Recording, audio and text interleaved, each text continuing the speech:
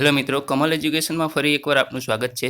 મિત્રો, આજે લેવાયેલી એટલે કે 17/2/2019ના રોજ લેવાયેલી હાઈકોર્ટ પીઓનની એક્ઝામ, જેનું પેપર સોલ્યુશન અહીં મેં મૂકેલ છે, જેમાં જેટલા પણ ક્વેશ્ચનો વિદ્યાર્થીઓની કોમેન્ટ દ્વારા મળેલા છે તે અહીં મૂકેલ છે.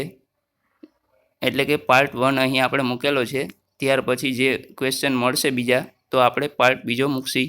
તો મિત્રો જોઈએ, સમાનાર્થી શબ્દો. તો અહીં અહર્નિશ આપેલું છે, તો એ થાય નિત્ય અથવા તો નિરંતર. ત્યાર પછી છે વિચક્ષણ, એટલે કે ચતુર થાય.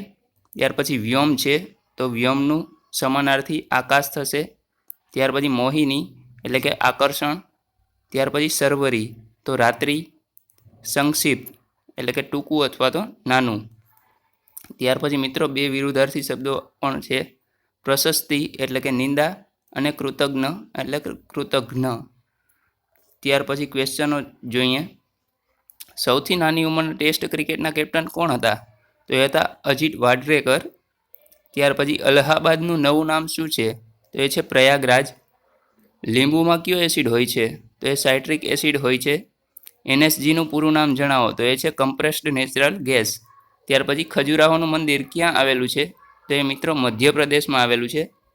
ત્યાર પછી છે એક તોલું એટલે કેટલું થાય? તો એ થાય 11.66 ગ્રામ. ત્યાર પછી દાદા સાહેબ ફાળકે પુરસ્કાર 2018 કોણે મળ્યો? તો એ છે વિનોદ ખન્નાને મળેલો. નીચેનામાંથીને કોણે 2019 ભારત રત્ન મળ્યો નથી? તો એ છે મિત્રો સચિન તેંડુલકર. ભારતના પ્રથમ નાગરિક કોણ હોય છે?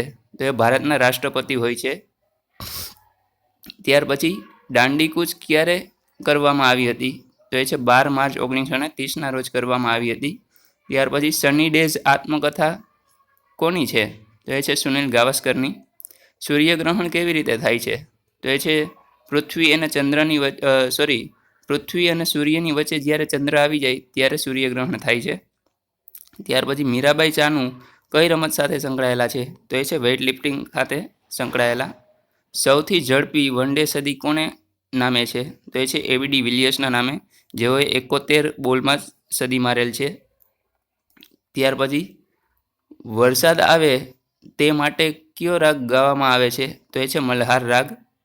સબરીમાલા મંદિર ક્યાં આવેલું છે? તો એ કેરળમાં આવેલું છે. એક વ્યક્તિ 1 રૂપિયાના 10 ફળ વેચે છે, તો તેને 40% નફો થાય છે. તો 1 રૂપિયાના કેટલા ફળ ખરીદ્યા હશે? તો મિત્રો 14 ફળ ખરીદ્યા હશે. ત્યાર પછી બોગીબીલ બ્રિજ ક્યાં આવેલો છે? તો એ આસામમાં આવેલો છે. રોક ગાર્ડન ક્યાં આવેલો છે? તો એ ચંદીગઢમાં આવેલો છે. પ્રજાસત્તાક દિનની ઉજવણી ક્યાં કરવામાં આવી હતી? તો એ પાલનપુર ખાતે કરવામાં આવી હતી. ત્યાર પછી જોઈએ ગુજરાતનું ચેરાપુંજી ગણાતું શહેર કયું છે? તો એ છે કપરાડા. K9 વ્રજ ટેન્કનું ઉદ્ઘાટન ક્યાંથી કર્યું હતું? તો એ મિત્રો સુરતના હજીરા ખાતેથી કરેલ. ત્યાર પછી જે એન્જિન વગરની ટ્રેનનું નામ શું છે?